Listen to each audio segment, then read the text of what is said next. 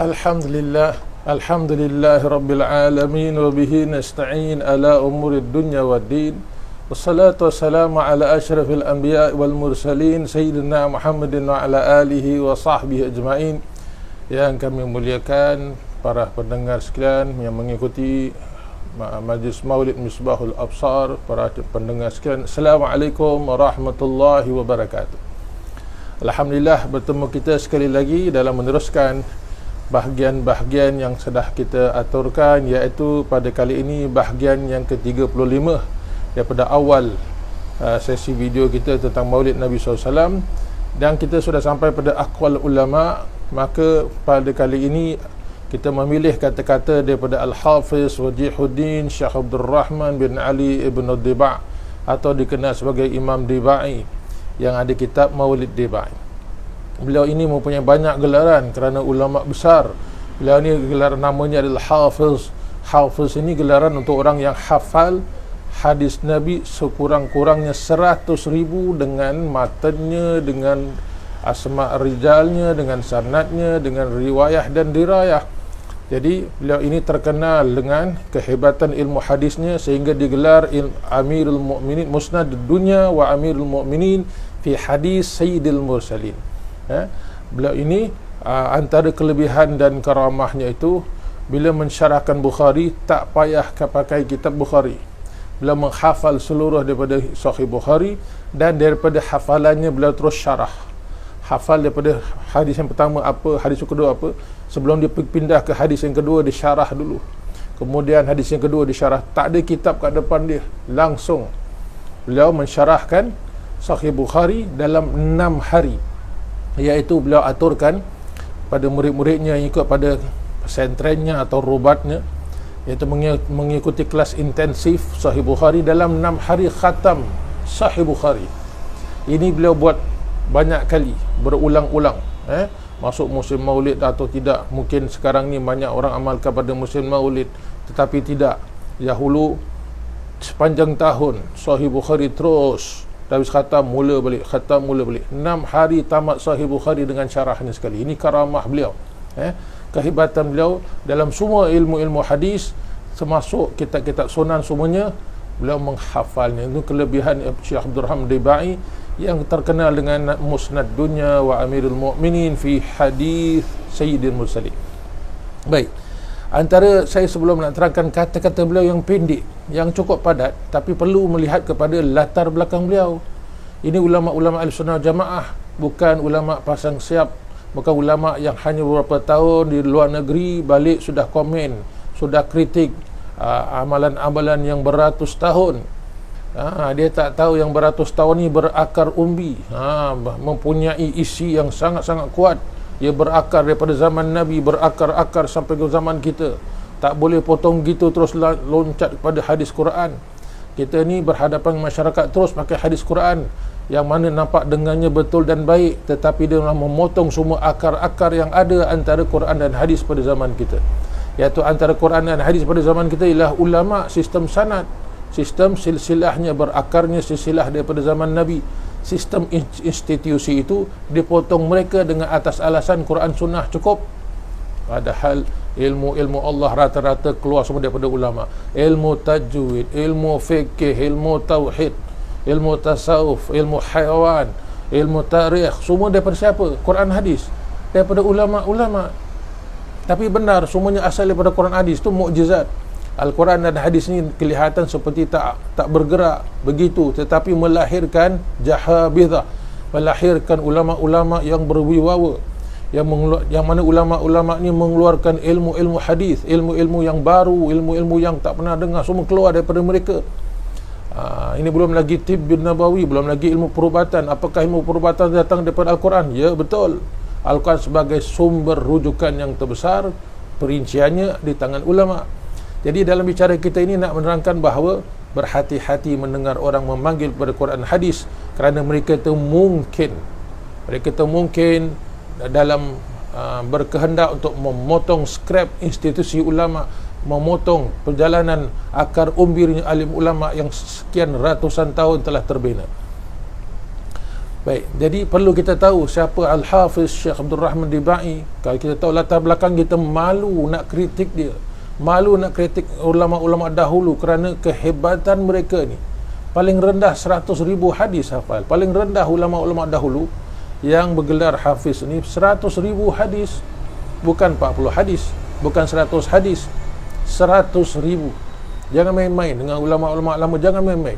Jangan mudah nak remeh-remehkan mereka. Kita tak tahu apa yang mereka dah capai kerana tawaduk mereka, nur mereka, cahaya mereka tertutup. Kita tak nampak. Jangan sibuk nak menyalahkan ulama-ulama lama. Hormatilah mereka. Kalau kamu ada pendapat lain, ya silakan tunjukkan pendapat kamu, tapi jangan sampai menyalahkan yang terdahulu. Yang paling sedikit yang ada di tangan saya, karya-karya Syekh Abdul Rahman Dibai yang dapat sempat saya cantumkan di sini. Sebenarnya banyak, tulisan karyanya banyak, cuma setakat nak memberitahu kepada para pendengar. Antara kitabnya Baghiyatul Mustafid fi Akhbar Zabid. Beliau menulis sekarang kitab sejarah mengenai Akhbar Zabid. Zabid ni dekat Yaman, tempat lahirnya beliau. Syekh Abdul Rahman Dibai ni lahir dekat Yaman. Jadi tempat sejarahnya Zabid, kalau nak tahu, cari kitab Baghiyatul Mustafid. Okey, yang kedua, Ghayatul Matlub fi wa a'zamil minnah fi ma yaghfirullahu bihi dhunub wa yujabu bihil jannah, iaitu kitab bagaimana nak membetulkan diri sehingga mendapatkan pengampunan Allah dan masuk syurga. Ini macam kitab sekarang ni, amalan yang memasukkan kita pada syurga lah. Syekh Abdul Rahman Dibai dah karang dah Ghayatul Matlub wa a'zamul minnah fi ma yaghfirullahu bihi dhunub wa yujabu bihil jannah, iaitu amalan-amalan yang boleh mengampunkan dosa kita dan memasukkan kita kepada syurga Allah. Ini kitab beliau. Kemudian Al-Kashful Qurbah fi syarhi doa Imam Ibni Abi Hirbah. Beliau ada mensyarahkan satu amalan doa Imam Ibnu Abi Hirbah, dan beliau syarahkan. Kemudian saya bacakan cepat kerana kita nak mendapat banyak. Al-Aqdul Bahir fi Tarikh Daulah Bani Tahir. Dan beliau ini kerana kehebatan beliau, kewibawaan beliau sampai sultan. Sultan pada zaman itu memanggil beliau, mengundang beliau berkali-kali dan meminta supaya beliau menulis tentang Bani Tahir. Yang apabila beliau beliau membuka sejarah, rupanya banyak orang-orang baik, banyak orang soleh di Bani Tahir ini, maka beliau menulis kitab tentang Al-Aqdul Bahir fi Tarikh Daulah Bani Tahir di Yaman. Kemudian kitab yang terkenal dalam dunia hadis, Taisirul Usul fi Jami'ul Usul. Beliau ada mensyarahkan kitab Jami'ul Usul. Kalau tidak silap saya, Jami'ul Usul ni adalah karangan Imam Ibnu Athir. Imam Ibnu Athir yang mempunyai kitab tarikh. Beliau ada kitab Jami'ul Usul, maka Syekh Abdul Rahman Dibai mensyarahkan kitab Jami'ul Usul dengan menamakannya Taisirul Usul. Saya ingat dalam kitabnya ada terbaca dalam satu hadis yang tak pernah saya dengar ada kitab-kitab lain. Dalam kitab ada menulis bahawa ada hadis Nabi SAW, inna ahaqqad nas bi hadzal Quran alladhina ya'maluna bihi wa illam yaqra'u. Masya-Allah. Adalah orang yang paling berhak di hari kiamat dengan Al-Quran adalah orang yang mengamalkan isi kandungan Al-Quran walaupun kurang membaca.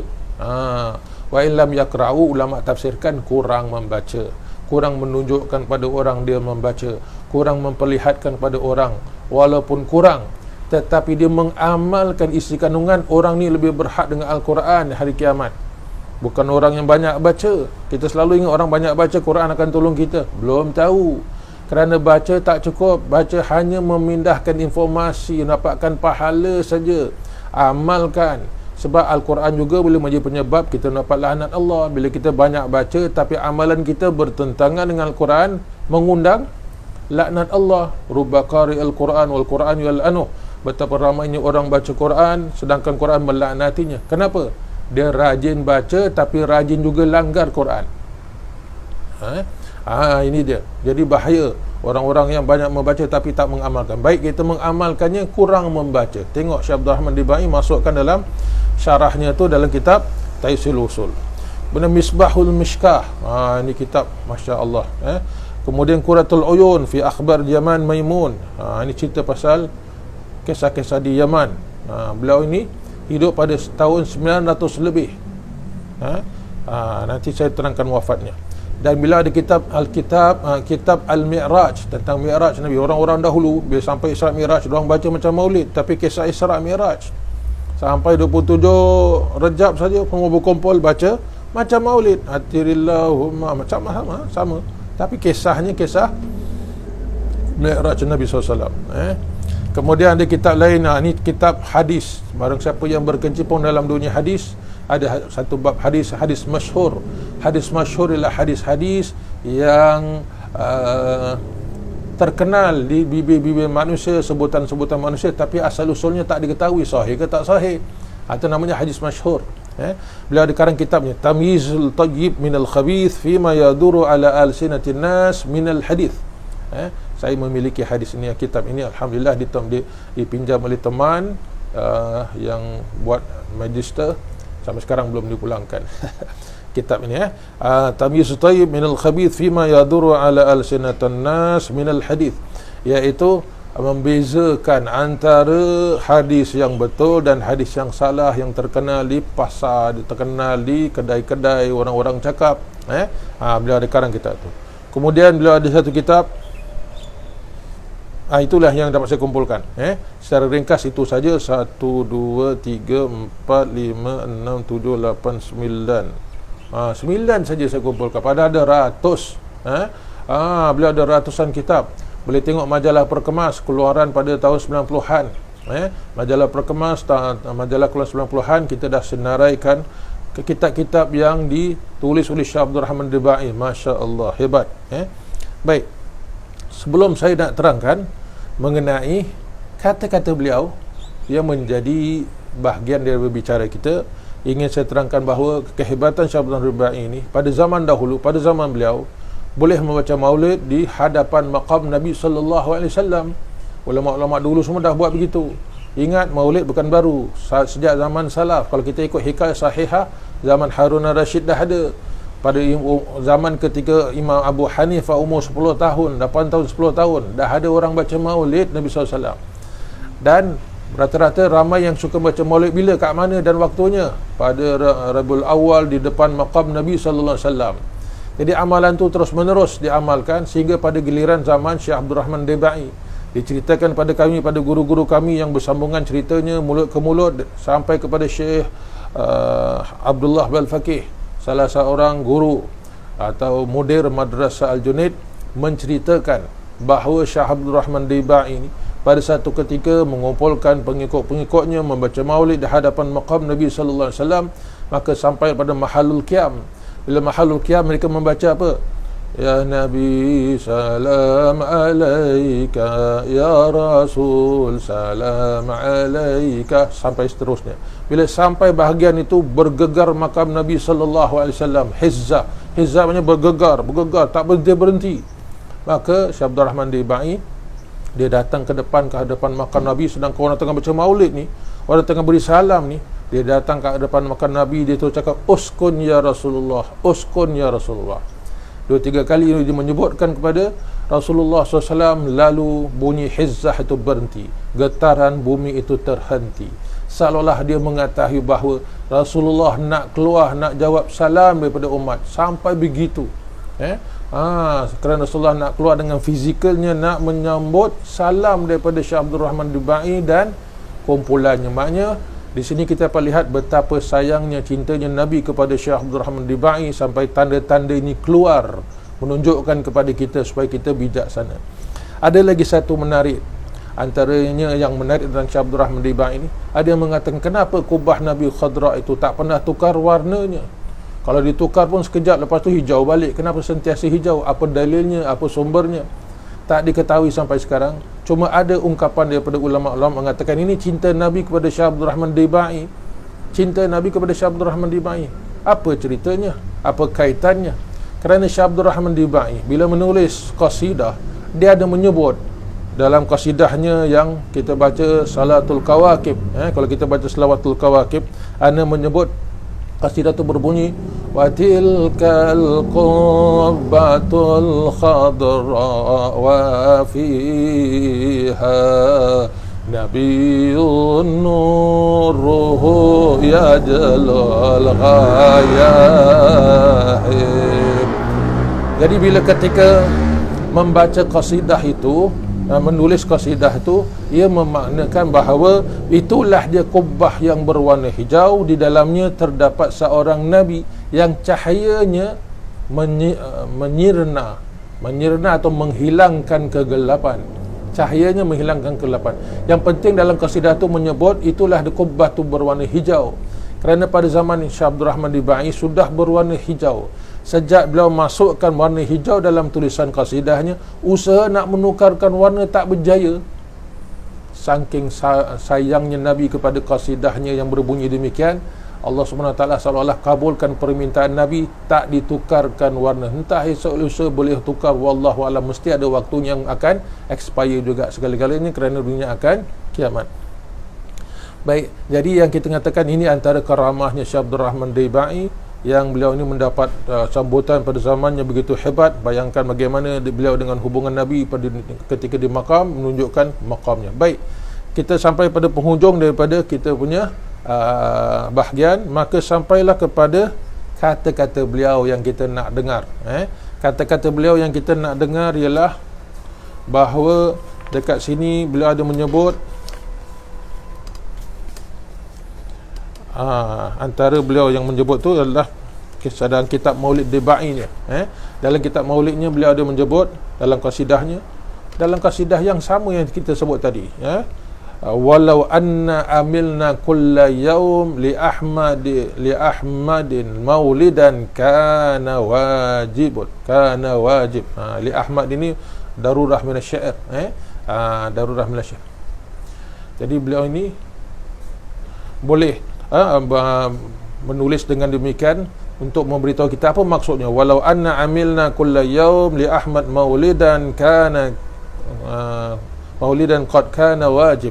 Maksudnya jika kita amalkan setiap hari membaca maulid, hampir-hampir perkara itu menjadi wajib. Ini kata-kata Syekh Abdul Rahman Dibai. Kalau boleh tiap-tiap hari baca maulid, kalau boleh. Tapi kita tak mampu sebab kita ada urusan duniawi yang Rasulullah suruh kita jaga. Tanggungjawab kita, urusan kita, amanah pun termasuk daripada perintah Nabi SAW. Jadi kita tak mampu. Maka eloklah seminggu sekali kita amalkan baca maulid tu, dah bagus lah. Atau sebulan sekali, atau setahun sekali sekurang-kurangnya, atau seumur sekali kita pernah hadir. Baik, begitulah dia kata-kata Syekh Abdul Rahman Dibai. InsyaAllah pada masa-masa berikut kita akan sambung mula dengan kata-kata ulama lain. Wabillahi taufiq wal hidayah. Assalamualaikum warahmatullahi wabarakatuh.